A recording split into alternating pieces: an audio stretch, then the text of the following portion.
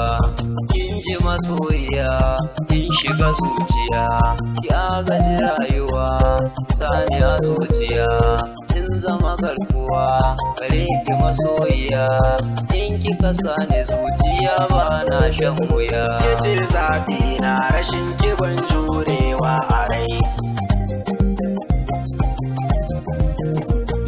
Ina miki sallama ki amsa sahiba, sirrin zuciya ke ce zanaba. San ki a zuciya ya cire fargaba, zan iya ja da kowa akan ki fa sahiba. Wayyo ni Allah ya san da raina ni a yau. A'a ku dakata, ni din ta kuce, ba na san faɗa ko kuma ce kuce.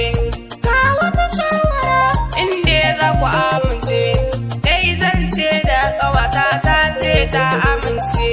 Amma ya kuke gani ya za a yi ‘yan uwa.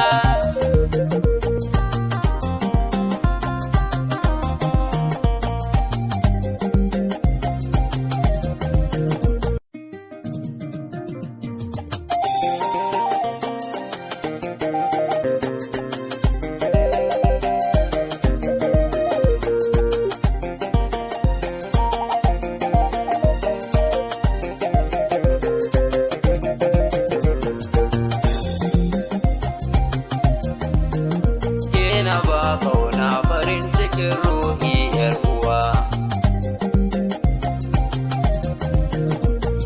Ni ke ce na zaba tuntuni yar uwa, don haka karki kawo tunanin rabuwa.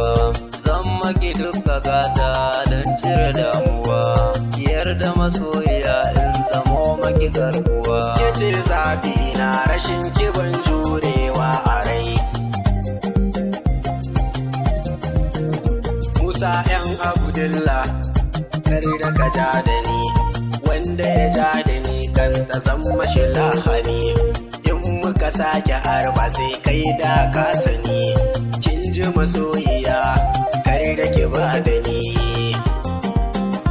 Wayyo ni Allah ya san da raina ni a yau. Ga ta fara ce kuma ta iya zance, ta auri guda ɗaya na auri guda ɗaya. Wannan shine batuna kun ji ƙarshen zance. Musa M. Abdallah kai ne farin ciki na, Leman Umar kai ne jigon raina. In na rasa ku yau na shiga damuwa, amma ya kuke gani ya za a yi ‘yan uwa.